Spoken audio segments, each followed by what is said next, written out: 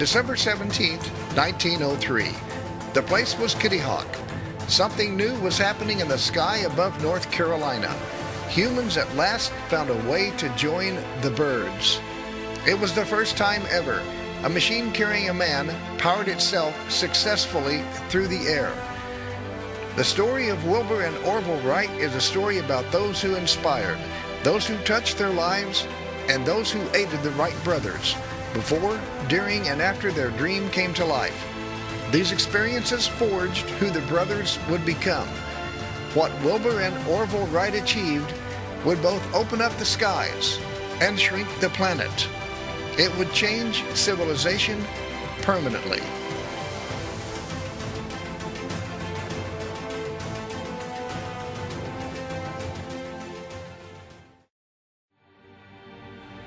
Certainly, the Wright brothers were talented, but the true answer also lies in their background and early experiences, especially those within their family. They came from a large and supportive family that was central to the lives of Wilbur and Orville, and a powerful influence in everything they did. Their father, Milton, a bishop in the United Brethren Church, was a strong and respected figure in the Wright household. The bishop's wife, Susan, had considerable mechanical aptitude. As a girl, she spent many hours with her father, a wagon maker, in his carriage shop on the family farm, learning how to use tools. Once she had her own family and household, she designed and built simple appliances for herself and made toys for her children. Wilbur and Orville would consult their mother whenever they needed mechanical assistance or advice. The Wright family home at 7 Hawthorne Street in West Dayton, Ohio, was where much of the creative thinking and planning behind the world's first airplane took place. It housed the Wright family book collection that was neither modest nor commonplace. Bishop Wright, a lifelong lover of books, heartily championed the limitless value of reading. The bishop and Susan created within their home broad educational experiences for their children, knowing that creativity and imagination are what drive human beings to excel, to invent, to innovate, and to appreciate. Wilbur and Orville had a variety of individual talents, skills, and personality traits that complemented one another, relying on each other's strengths and compensating for each other's weaknesses. The two were remarkably self-contained, ever industrious, and virtually inseparable. They lived in the same house, worked together 6 days a week, ate their meals together, kept their money in a joint bank account, even thought together. The reality is that neither probably could have achieved alone what they did as a team. Wilbur was quiet, but sure of himself. He was intellectually motivated, excelled in school, had an extraordinary memory, and was a good athlete. He was self-confident, controlled, and of steady demeanor, never rattled in thought or temper, as his father described him. Highly intelligent, he was a voracious reader, a talented writer, and a gifted speaker. Wilbur always represented the brothers in public. More impulsive than his contemplative, thoughtful older brother, Orville had boundless curiosity and energetically pursued a range of interest. His mind was quick, and he was always coming up with new inventions. While pursuing the airplane was initially Wilbur's idea, Orville's enthusiasm and optimism were often what carried them through to solutions of difficult technical problems. Despite their lack of interest in formal credentials, the brothers in fact had an education comparable to a modern 4-year college degree. Wilbur and Orville formed the Wright Cycle Company in 1892, selling, repairing, and manufacturing bicycles.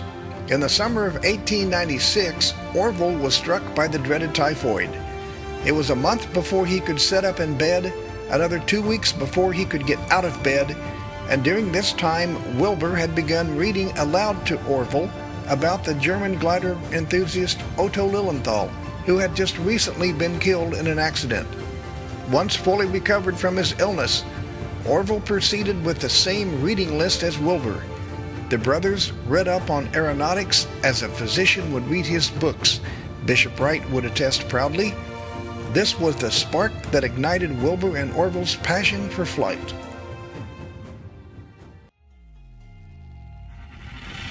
On Tuesday, May 30th, 1899, Decoration Day as it was then known, Wilbur was home alone. He seated himself at his sister's small slant-top desk in the front parlor to write what would be one of the most important letters of his life. Indeed, given all that it set in motion, it was one of the most important letters in history. Addressed to the Smithsonian Institution in Washington, it filled not quite 2 sheets of the Wright Cycle Company's pale blue stationery, all set down in Wilbur's notably clear hand, in part stating, "I am about to begin a systematic study of the subject in preparation for my practical work, to which I expect to devote what time I can spare from my regular business. I wish to obtain such papers as the Smithsonian Institution has published on this subject, and if possible, a list of other works in print in the English language. I am an enthusiast, but not a crank in the sense that I have some pet theories as to the proper construction of a flying machine. I wish to avail myself of all that is already known, and then, if possible, add my mite to help on the future worker who will attain final success." Since 1899, Wilbur and Orville Wright had been scientifically experimenting with the concepts of flight. It was the Wrights' genius and vision to see that humans would have to fly their machines. In Wilbur's words, "It is possible to fly without motors, but not without knowledge and skill." With over 1,000 glides from atop Big Kill Devil Hill, the Wrights made themselves the first true pilots. These flying skills were a crucial component of their invention, but before they ever attempted powered flight, the Wright brothers were masters of the air. In September 1903, the Wrights returned to their camp at Kill Devil Hills. They mounted the engine on their new 40-foot, 605-pound flyer with the intention of flight. A bulky engine and broken propeller shaft slowed them until they were finally ready on December 14th. In order to decide who would fly first, the brothers tossed a coin. Wilbur won the coin toss, but lost his chance to be the first to fly when he oversteered with the elevator after leaving the launching rail.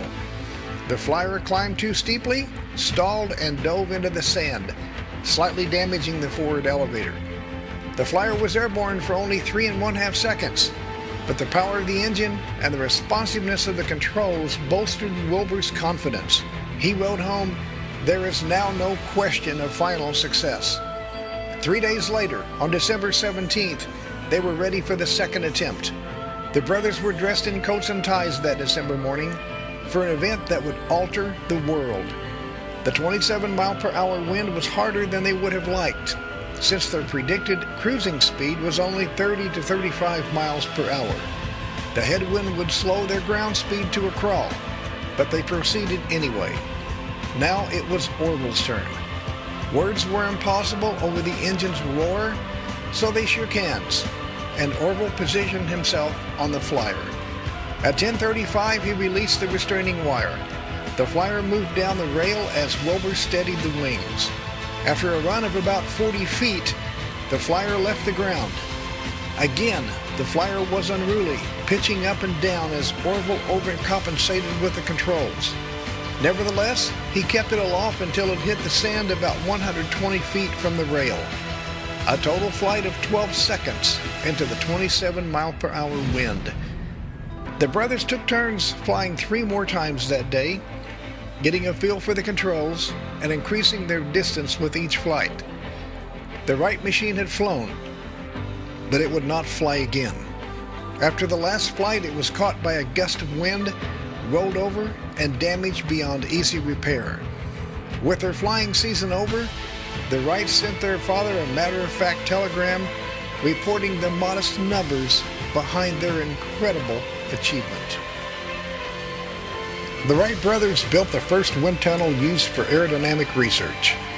Orville designed and built the instruments from old hacksaw blades and bicycle spokes to measure lift and drag, representing his solid understanding of geometry, mathematics, aerodynamic forces, and illustrated the Wrights' engineering talents at their finest. The Wrights used an unusual forward elevator mounted in front of the wings known as a canard, which lessens the violent reaction that generally occurs when an aircraft with a rear-mounted elevator stalls or loses lift. With a canard, the aircraft settles more gently after a stall, a characteristic that saved the lives of Wilbur and Orville on several occasions.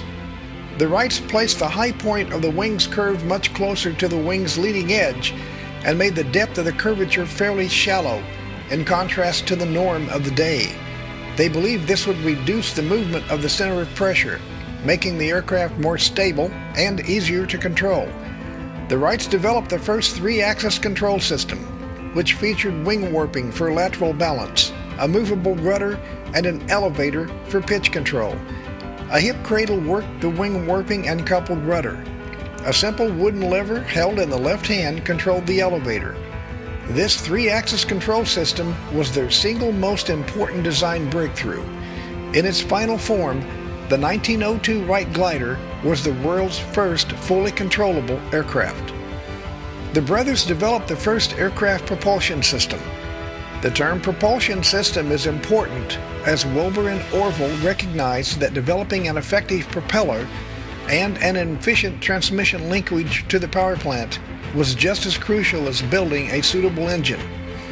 Seeking a power plant for their airplane, the Wrights contacted many of the dozens of firms by then that were manufacturing gasoline engines.